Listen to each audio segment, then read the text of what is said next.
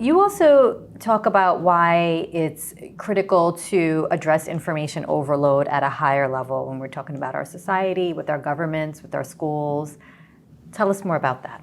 As I've described, the capacity for dealing with information is fundamental to success, and that's going to be more and more the case.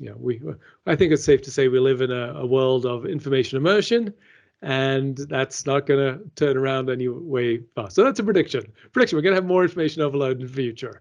So let's get better at dealing with that now. And as I've mentioned before, our education systems simply do not teach us that. You occasionally get a media literacy program, if you're lucky, at school or at college, and those are fantastic. Those are very, very valuable. But you're lucky if you come across that.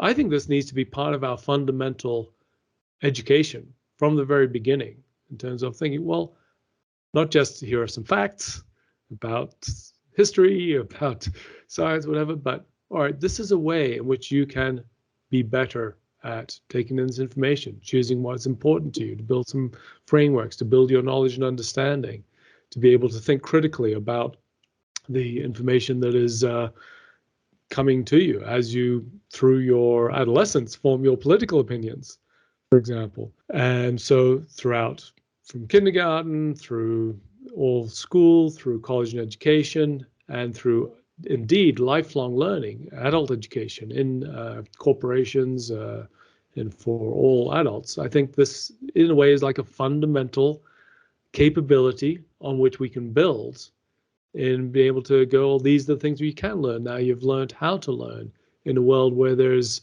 not just far more information than you can want, but extraordinarily contradictory information where you have to sort it out for yourself. You can't delegate that. You have to be able to make your own decisions.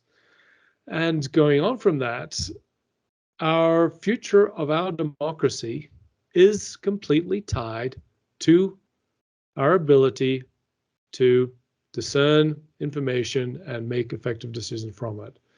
So this is harder and harder. So we have not just misinformation, so there's a lot of wrong information. We have disinformation. There's a lot of active people trying to feed us things which we'll respond to. And there is too much information, where how do we make sense of it all when there's so many different perspectives, so much things which are contradictory, where we need to make our own decisions around not just who we'll vote for, how we'll communicate in the world, how we'll engage with our fellow citizens. So this, for us to have an effective democracy, we do need the majority of people to be able to be skilled at dealing with excessive information. So I've pointed to, moving on from the digital divide, where we have to, of course, there are still some people that are not adequately connected, that don't have access to digital devices or sufficient internet or so on. That we have largely addressed that. And so this was a bigger problem 10 or 20 years ago, when there was massive disparities between access to digital information. But now the overwhelming issue is the divide in information skills, where if people do not have the education or are not used to it or not have the right practices, they very readily go down the rabbit holes that are created for them, that mislead them, that lead them astray. And you have to understand that both commercial interests and political interests have billions of dollars at their disposal to try to mislead us. So for us to have a valid democracy, we must be developing these skills as a fundamental aspect of our society.